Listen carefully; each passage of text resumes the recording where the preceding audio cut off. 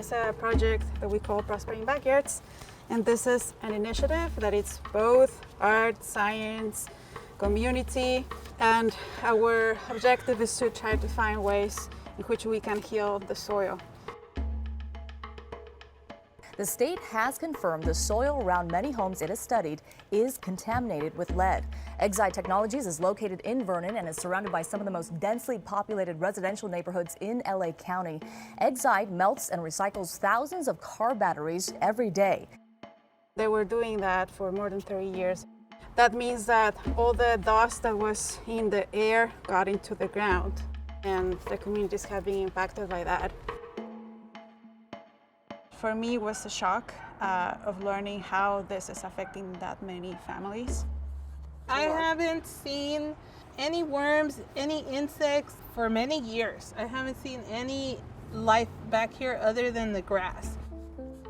I had cats that developed tumors, and last year my mom passed away from cancer. She worked within the Vernon, Exide area her whole life. I have a lot of hope that this is gonna help us out. I don't feel the government cares for us. We're a community of color, so we take all the backburn and all the chemical and all the hits. One of the interesting things that Maru is doing with this project is that she's bringing about something that's completely made invisible to us and bringing those up to the surface so we can see them. Something that is kind of purposely obfuscated. Right, the contamination of their neighborhoods. The beginning of my work was more into bringing a light to the topic. But then I knew that just talking about the problem wouldn't solve anything. With Lupe, we're doing community science.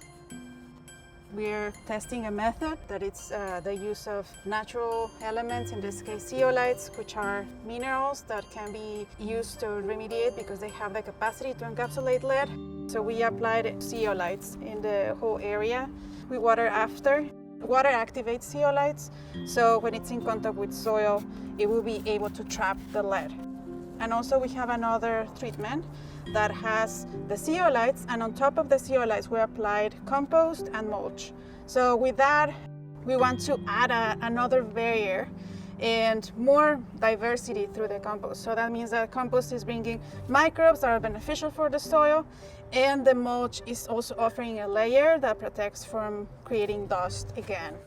And hopefully with the treatments and through time, these communities are gonna grow and are gonna be more diverse. So that will be an indication that the soil is being healed. My job is to connect community to research resources in institutions like the Natural History Museum. Some community science projects are wholly community-led, and then museums like mine and universities and other research institutions do our best to get the labs in, get the soil samples, the eDNA samples where they need to be, that kind of thing. Community science is really taking off to the extent that community engagement in big government grants like NSF grants is a required part of grant proposals now. Doing that kind of practice requires coming in and out of art. It requires sometimes being a scientist more than an artist. Sometimes it requires being an activist more than an artist. Sometimes it requires being an organizer, dialoguing and connecting with the community. This is a question that I receive a lot of times. Where is the art? And if I go with a scientist, I will ask, where is the science? And I always say that both are there, because for me it's very important not to separate. I feel that both areas have the capacity to answer questions. We play a lot the role of initiators or revolutionaries or activists, sometimes without wanting to be activists or sometimes with the intention, it depends, but there is always this connection with wanting to change what is happening and wanting to go further.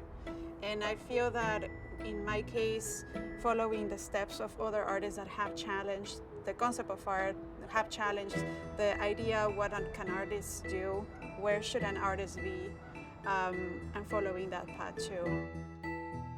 It's a multifaceted type of labor, and it takes an artist who has a very large and varied tool chest of skill sets to be able to do that kind of work. with Prospering Backyards, it's not just about the art, but it's basically what we are doing here, the research and the process, what it's important for us. But also learning about hope. Just the idea of finding a little worm, that's hope, and for me, that's what counts. Oh, it's a little snail. Oh, let me see. Oh, he was really down there. Yeah. That's awesome.